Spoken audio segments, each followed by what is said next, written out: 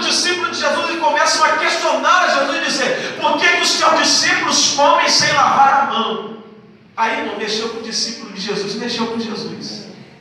Jesus vai olhar para eles: peraí, vocês estão falando dos meus discípulos que comem sem lavar a mão? Jesus vai dizer: vocês não honram nem pai e mãe, vocês não sabem nem o que é honrar pai e mãe, vocês não respeitam nem os mandamentos principais que o Senhor estabeleceu. Aí Jesus começa a exortar eles, Jesus começa a pegar eles. Jesus olha para eles e fala: olha, o que contamina o homem, o que destrói a alma do homem não é aquilo que o homem come, não é comer sem lavar a mão. O que mata o homem é o que sai da boca dele, porque vem do coração. Do coração tem o desejo do adultério, no coração nasce o desejo de roubar, no coração nasce o desejo de matar, no coração nasce o desejo de fazer fofoca. O ódio está no coração. As coisas ruins muitas vezes surgem no coração, e aí a pessoa fala, Jesus fala: é isso que contamina o homem, é isso que destrói o homem.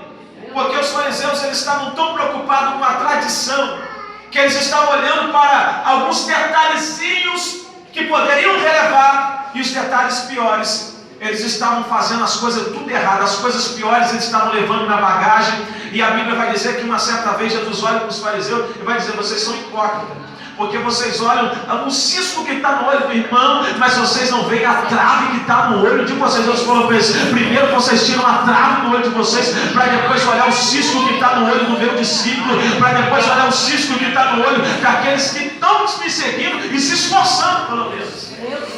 Aleluia. Aí Jesus repreende os fariseus, e quando ele sabe que ele tem o que fazer, ele repreende e vai embora. Porque quando o inimigo se levanta é assim, irmão. A gente coloca ele no lugar dele e continua a caminhada. Jesus continua. A Bíblia vai dizer que Jesus então, ele vai para a parte de Tiro e de Sidom. Jesus está próximo a Tiro e Sidom, porque ele sabia que alguma coisa era necessário ser feita em Tiro e em Sidom. Porque Jesus, todas as vezes que ele vai sair de uma terra, ele vai para outra, ele sai de uma cidade, vai para outra, é porque ele sabe que aquele local necessita. Eu sei que Jesus está aqui nessa noite, porque ele sabe que você necessita do milagre, que a tua casa necessita do milagre, eu necessito do milagre, e por isso Jesus está aqui. Então ele vai para lá, e a Bíblia vai dizer que tinha uma mulher. Essa mulher que não sabemos o nome dela, conhecemos ela como uma mulher cananeia. A Bíblia vai dizer que ela vai sair dessas partes de Tiro e de Sidom, uma mulher cirofenícia, e ela vai sair para encontrar com Jesus. Por que ela sai para encontrar com Jesus? Porque essa mulher, ela tem uma filha, e a filha dessa mulher, a Bíblia vai dizer que ela está miseravelmente endemoniada. Ou seja, essa menina, ou a filha dessa mulher, ou essa jovem, não sei qual era a idade exata dela, mas a jovem filha dessa mulher, ela estava totalmente tomada por demônios. O texto não diz qual é a ação que havia, da forma que o inimigo agia na vida dessa jovem, da filha dessa mulher. Mas eu sei de uma coisa, irmãos: se essa mulher vai dizer que a filha dela está miseravelmente endemoniada, significa que a vida desta jovem não era muito boa, significa que a vida dessa jovem era uma vida miserável, significa que a vida dessa jovem era uma vida que nenhum de nós gostaríamos de ter. Porque se nós analisarmos na Bíblia, nós vamos perceber que todas as vezes, irmãos, todas as vezes que você vai encontrar alguém na Bíblia que estava endemoniado, o diabo vai maltratar, o diabo vai pisar, o diabo vai dominar essa pessoa, o diabo vai escravizar essa pessoa. Eu posso tirar alguns exemplos. Um exemplo que eu vou lhe dar: a Bíblia vai dizer que havia um homem, e esse homem nós conhecemos como endemoniado gadareno, porque ele vivia em Gadara, no território de Gadara. Aquele homem que estava endemoniado, a Bíblia vai dizer que esse homem, quando os demônios se apoderam dele, esse homem não vai morar com a sua família, ele vai morar no meio do sepulcro. Esse homem, ele não vai ser bem aceito na sociedade, porque todo mundo que olha para esse homem vai querer correr, porque esse homem, pelo fato de ele estar endemoniado, ele vai intimidar muita gente. Todo mundo que vai olhar para o famoso endemoniado gadareno sabe que os demônios que estão nele, os demônios que escravizam ele, deixa esse homem violento, deixa esse homem agressivo. E certamente quem morava em Gadara queria a distância desse homem. A Bíblia vai dizer que os demônios que estavam na vida desse homem, toda vez que alguém tentava o dominar, toda vez que alguém tentava amarrá-lo com corda, ele arrebentava as cordas como se fossem nada.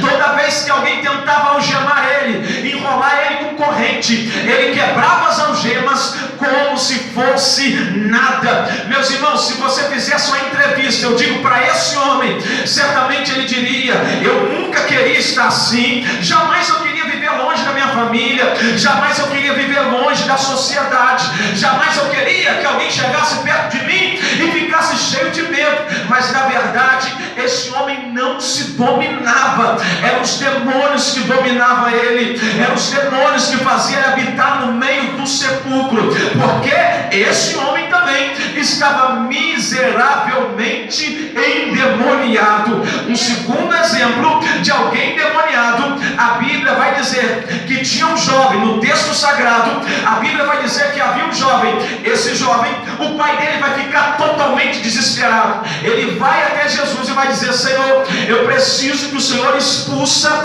o demônio do meu filho. Jesus está olhando e está dizendo: por quê? Porque, Senhor, os seus discípulos oraram pelo meu filho, eles não conseguiram expulsar o demônio. E que tipo de demônio é esse, Senhor? Toda vez que os demônios pegam meu filho, ele pula no fogo. Depois que ele sai do fogo, Senhor, ele logo pula na água. Eu acredito, irmãos, que aquele menino, ele não pulava no fogo e na água porque ele queria, irmão. Quem é que vai querer pular no fogo e depois na água? De princípio, eu poderia dizer que ele teria um choque térmico, uma pneumonia ou qualquer outro tipo de complicação na saúde, porque uma hora ele está no fogo, outra hora ele está na água. E isso acontecia pelo fato de um demônio que estava na vida desse jovem, que segundo vai dizer a Bíblia, esse menino agia dessa forma desde a sua infância.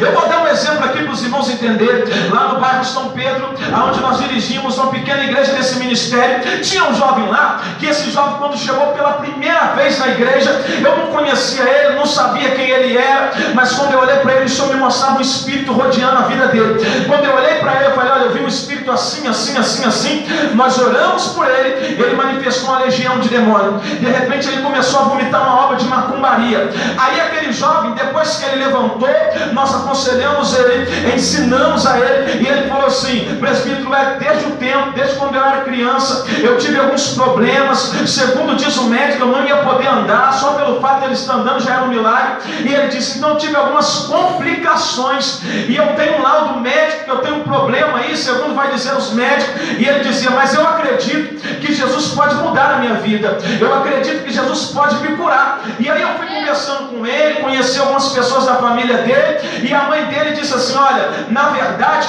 o problema que ele tem é psicológico, ele tem que tomar um remédio tal, um remédio assim, um remédio assado. E ela foi falando, aí de princípio ela não estava acreditando, ela falava: mas não pode, meu filho é criado na igreja, meu filho nasceu na igreja, não pode ele estar manifestando o demônio, deve ter alguma coisa errada aí. Aí de princípio ela chegou até a pensar que o problema estava na gente, porque a gente orava e o demônio manifestava, e ela falava: não pode, eu não aceito isso, meu filho nasceu na igreja, como é que ele nunca manifestou o demônio? Aí eu me lembro que um dia nós fizemos um culto na casa dele, não tem muito tempo isso. Quando nós fizemos um culto, ele estava totalmente endemoniado, totalmente estranho, ele tinha saído da igreja de novo, ele ficou totalmente irreconhecido. A mãe dele, desesperada, falou: vai lá na minha casa, faz um culto lá, porque ele só ouve vocês. Eu disse: não é a mim que ele ouve, é o Espírito Santo que está em mim. E ela disse: ele é bravo, ele é isso e aquilo. Irmão, quando nós chegamos na casa deles para fazer o culto, ele estava cheio de biquinho, todo emburrado, de cara feia, ele nem queria o culto lá, de tão endemoniado que ele estava. Mas o mundo espiritual é real, irmão, e quando a presença de Deus chega no lugar, os demônios têm que bater em retirada, as ações do inimigo têm que bater em retirada no nome de Jesus. Aí começamos o culto, e ele emburrado, mas com a cara muito feia. E aí eu senti de orar por ele. Falei: mas vou esperar ele pedir. Acabou o culto, algumas pessoas foram embora. Ficou a mãe dele, que não acreditava nesses mistérios, e ficou ele. E ele falou assim: eu quero uma oração. Levantamos a mão e começamos a orar. Primeiro eu dei um exemplo para ele. Eu falei, olha só, rapaz, a primeira vez nós oramos por você, o demônio foi embora. Só que você tem que ser a tua casa de Jesus. Se Jesus não estiver na casa, sabe o que vai acontecer? Os demônios vão voltar, vão encontrar a casa vazia, ele vai ir, vai buscar mais 7, e o teu estado vai ser pior. Eu falei para ele, olha como o teu estado está pior do que o primeiro. Eu falei para ele, o diabo agora não quer fazer você mais tomar remédio não, rapaz. Ele quer te levar aí para você ficar internado, dependente o resto da vida, e morrer num manicômio desse qualquer. Porque se Deus mandar, a gente fala nele. E ele ficou assustado, a mãe dele assustada assim, que ela não acreditava. Eu falei, agora fecha o olho. Falei, todo demônio que está na vida dele, de repente, começou a vomitar umas praças de sangue. Ela regalou o olho e ele voltou para Jesus naquele dia. Hoje ele está sendo um dos melhores crentes ali, irmão. E a mãe dele falou assim, agora a gente quer congregar com vocês lá. Eu e minha casa, minha família quer congregar com vocês lá. Porque Deus é poderoso.